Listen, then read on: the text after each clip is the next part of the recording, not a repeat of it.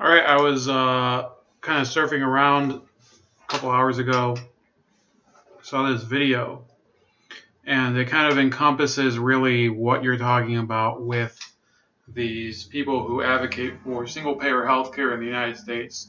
Now, there are a few special countries that, to my knowledge, are able to adjust to single-payer and have a sustainable economy.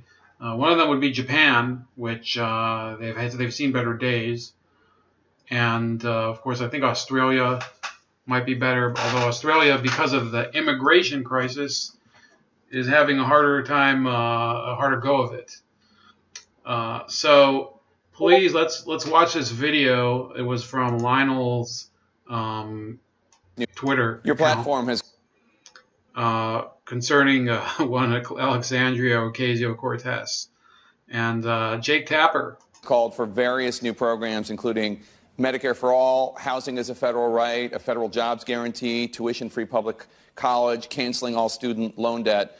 According to nonpartisan and left-leaning studies friendly to your cause, including the Center on Budget and Policy Priorities or the Tax Policy Center, the overall price tag is more than $40 trillion in the next decade. You recently said in an interview that increasing taxes on the very wealthy plus an increased corporate tax rate would make $2 trillion over the next 10 years. So where's the other $38 trillion going to come from? Well, one of the things that we need to realize when we look at something like Medicare for all would save the American people a very large amount of money. And what we see as well is that these systems are not just pie in the sky. Many of them are accomplished by. Okay, what Ocasio-Cortez doesn't seem to understand is that when you give money to the government, there is no way in hell that it is saving you money. For the very simple reason that once you do that, you're paying for a service that you may or may not need. Now, you can make the argument, and the argument is, it's noted that yes, people should take care of themselves in terms of their medical needs and their personal health, but it's still a choice. And as long as there is a choice in the USA to basically stuff your face full of food, to smoke like a chimney, to take intravenous recreational drugs, things like that, then essentially you do make a choice every day whether to take care of your health or not to take care of your health, to pursue whatever. Yeah, the pursuit of happiness, I guess, for some people is not exactly the pursuit of health. And unfortunately, if you were to, what she's talking about, you would still require a big transformation in the health patterns of Americans that she doesn't know how to achieve, especially now that fat shaming is considered unethical. Yes, so what are you supposed to do in that case? They're also saying, we should indulge these junkies that live in the cities and give them needle exchanges and things like that. So this is a woman who believes that not only should every American be forced to pay into this massive bureaucratic healthcare system, which is exactly what it would be if you were to get universal healthcare, you are also lowering the expectation of responsibility for the individual citizen, regardless of whether they can pay or not. So the indigent wouldn't be able to pay anyway. So, what does it matter for them?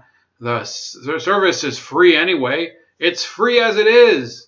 If you go to an emergency room, they have they are not able to turn you away as it is today. And of course, there's the pre-existing conditions are no longer a way to screen people from getting health insurance if they want to buy it.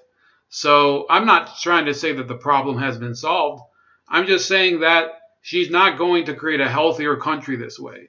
And she's also going to create a country where people are more and more beholden to a system that's not responsive to them. By every modern civilized democracy in the Western world. The United Kingdom has a form of single-payer health care. Canada, France, Germany.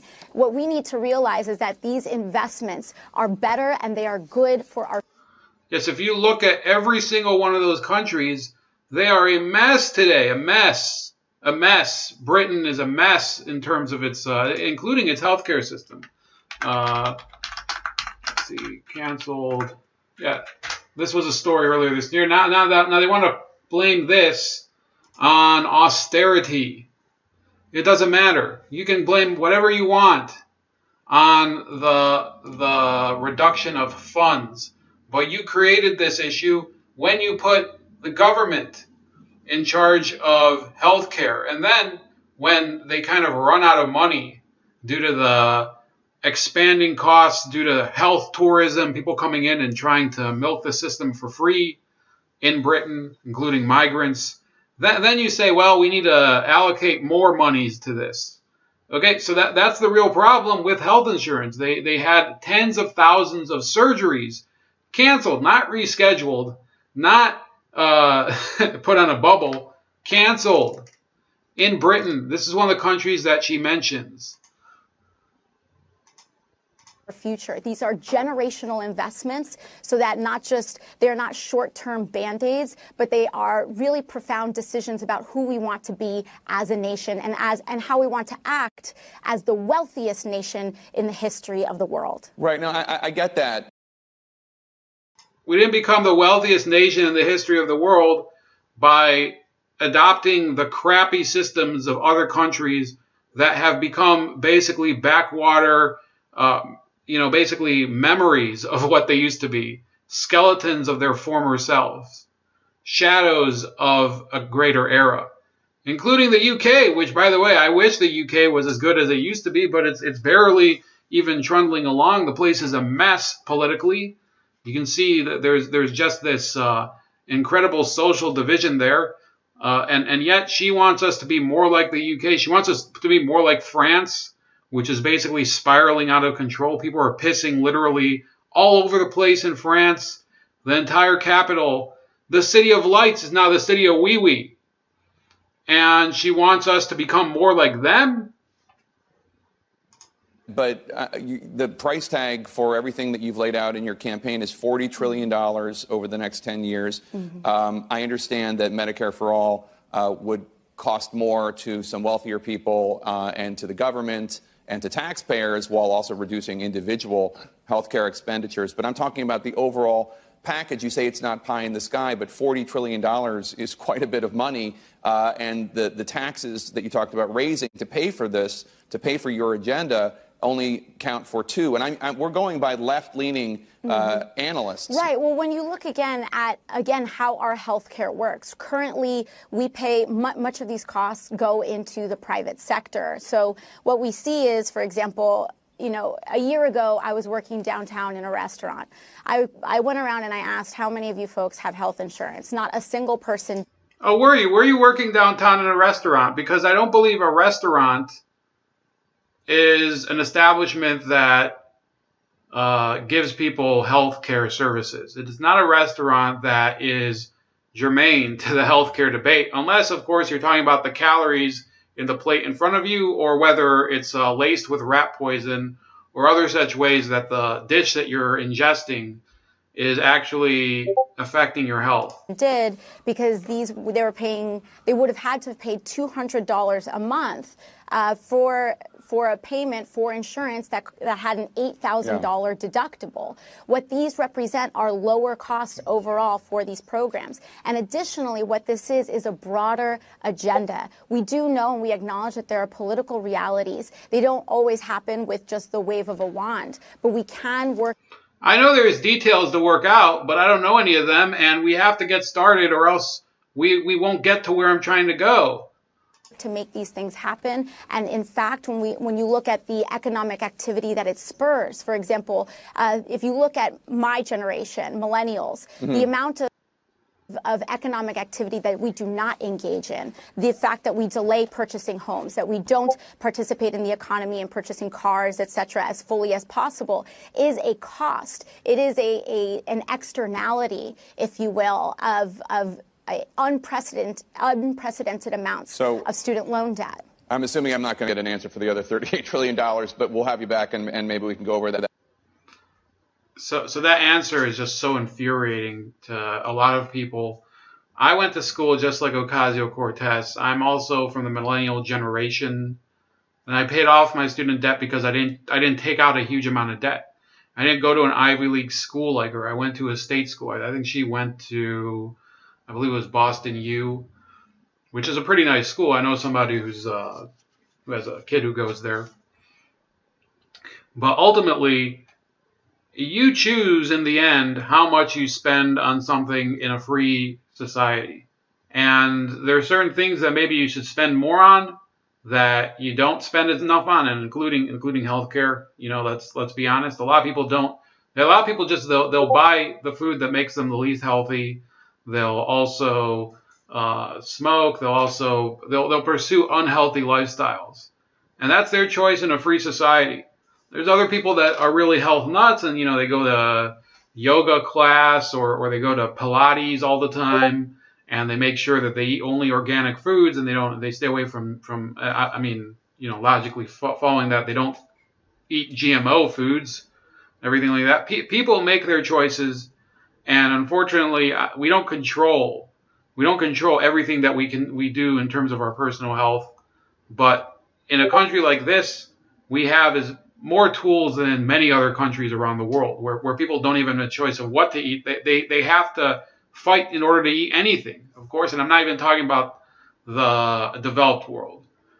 But let's talk about some of the issues that she has not addressed, and she will never address, because it doesn't even come into the equation of why Ocasio-Cortez or Bernie Sanders or any of the other progressive leadership want universal health care.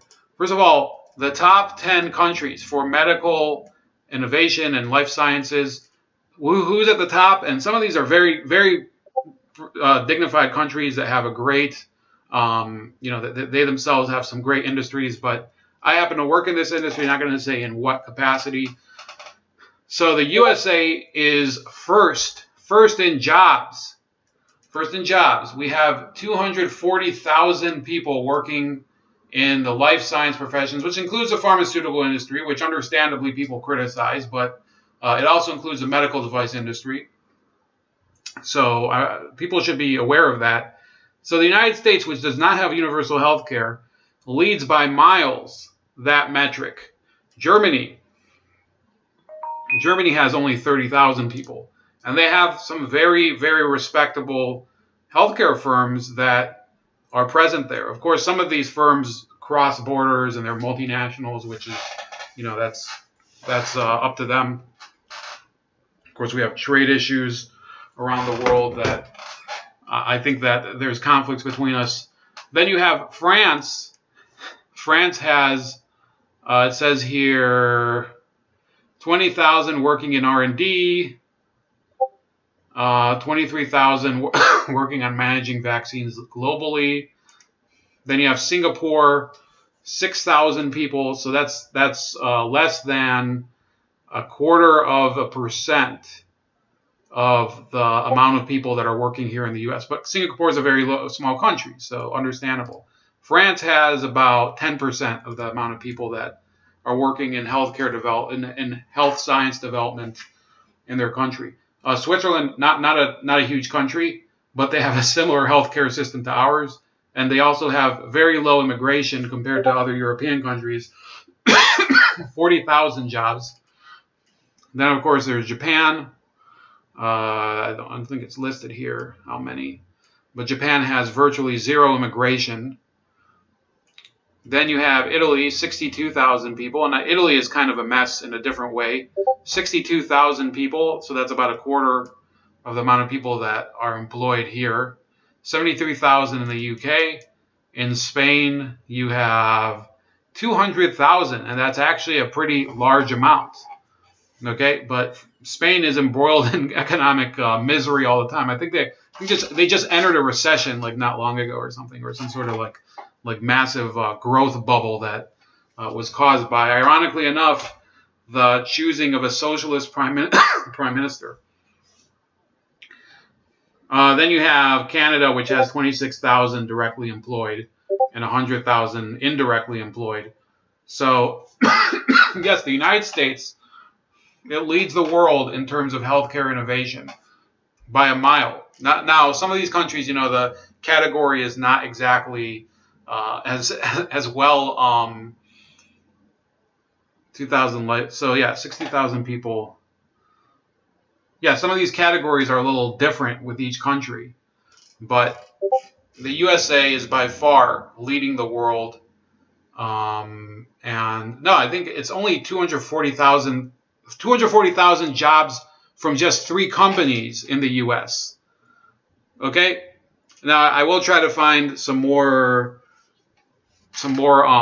detailed figures. It's a little difficult. Some of these reports are needed in order to are you need to pay for them. So I'm trying to find a way to get around paywalls and whatever. But yes, the USA, you can complain all you want about our healthcare system, which I think does need reform, partially because every single state is kind of engaged in its own system, which I think is fair. If California wants to have universal healthcare, go ahead. Go ahead, California, try it. Try it. Go ahead. New York, yeah, you guys can knock yourselves out. But this is what you've got to expect. Italy, this was in 2017, they had a doctor's strike for an entire day. So doctors across Italy went on strike, or threatened to at least, on December 12, 2017 in protest against spending cuts, pay freezes, and temporary contracts. Universal health care, baby. All of Italy's major public doctors' unions plan to join the 24-hour strike, which is expected to be the biggest of its kind in years. While medics will continue to provide emergency treatment, some 40,000 planned operations and hundreds of thousands of appointments have been canceled, according to the largest doctors' union, ANEO ASOMED. It's a pretty unfortunately named organization. Vets will also join the strike, so sorry for you, Miss Fluffy, which will be accompanied by a protest outside the Ministry of Economy and Finance in Rome. Unions say the 2018 budget does not contain the funding needed to keep Italy's national health service running, as growing demand from an aging population stretches public resources thinner and thinner. So this was before the big earthquake of March 2018, when, of course, the left-wing government of Matteo Renzi got just curb-stomped and kicked out of power by populist right-wing organizations like Lega, with Matteo Salvini at the head. So, and also the Five Star Movement. So this is what you get when you put in universal health care. And they want to talk about the Nordic countries. They want to talk about, well, it will get worse. Mark my words over there. But let's talk about, so you want to talk about cherry picking. This is not cherry picking. So this was in Malta, which is right next to Italy. Another healthcare strike from 2017. And this was because they needed to, I guess, freeze salaries for these doctors in order to make necessary upgrades for their own facilities. It says doctors around Malta are all set to go on strike tomorrow in protest of the secrecy surrounding the impending transfer of the St. Luke's, Gozo, and Corinne Grech hospitals from Vital's Global Healthcare to U.S. healthcare giant Steward Healthcare. The Medical Association of Malta said it will meet with Health Minister Chris Fern today in a last-ditch attempt to reach common ground with that. In all probability, the strike will proceed tomorrow as planned. So the hospitals are privately owned, but the insurance itself is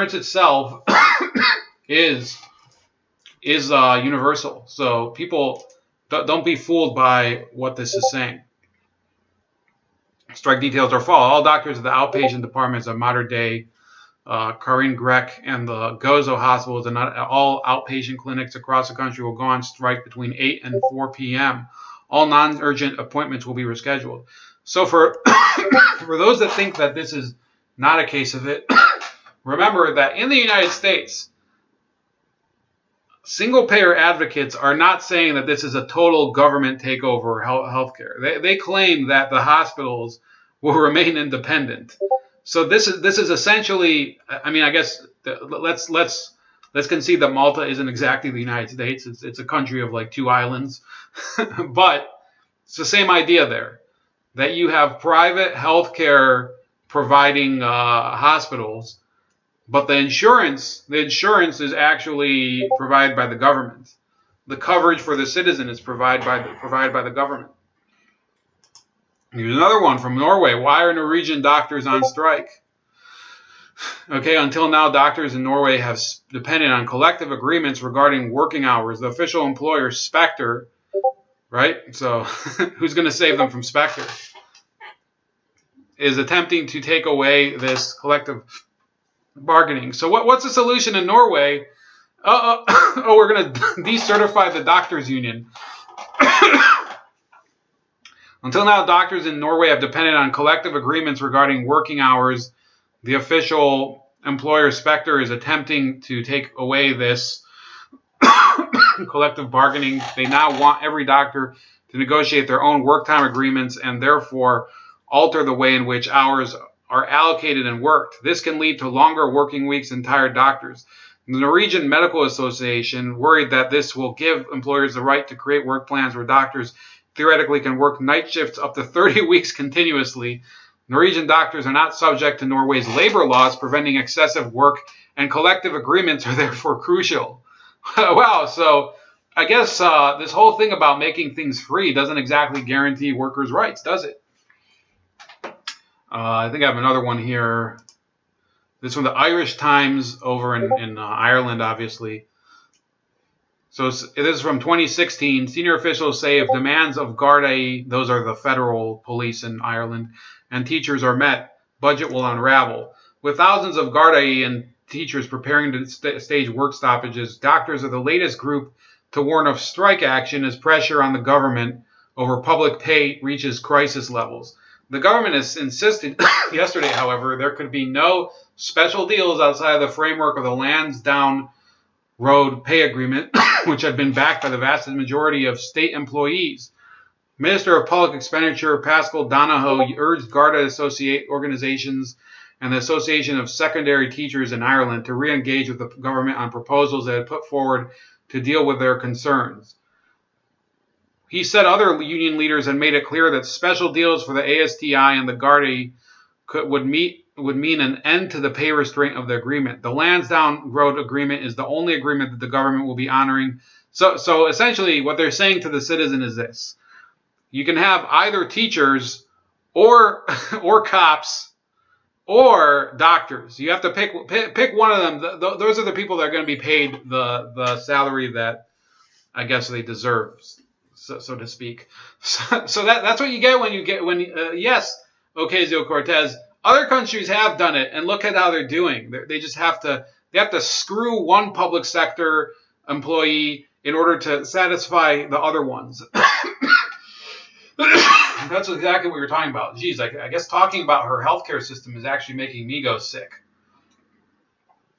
But yeah, I'm not here to tell you how to live your life, how to be more healthy. Obviously, I could probably, I do have to head out to the gym, by the way, to work off some pounds. But I think that essentially what we're seeing here is the classic arrogance of people that are involved in discussions in a field that they really don't want to look at the whole picture. And this is somebody who is, she graduated with an economics degree from Boston U, and apparently people think that entitles you to plan out decisions for major industries and sectors of the economy that, that you don't have any details for. So that's it. I want you to like the video, subscribe to the channel, subscribe to the new channel, Razor Ray Live Wounds. Also, please comment when it uploads and share it.